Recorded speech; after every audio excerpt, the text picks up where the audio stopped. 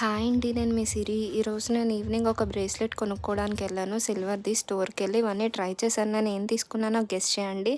And next ఈ temple అండి. ఈ టెంపుల్ ఎక్కడుందో కూడా మీరు గెస్ చేసి కమెంట్ చేయండి.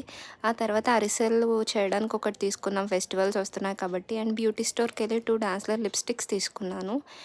అండ్ ఇది ఒక డ్రెస్ అండి. చిన్న పాప బర్త్‌డే ఉంటే రేపు తీసుకున్నాను. నెక్స్ట్ అలా నడుస్తుంటే నాకు ఈ బ్యాగ్స్ కనిపించాయి.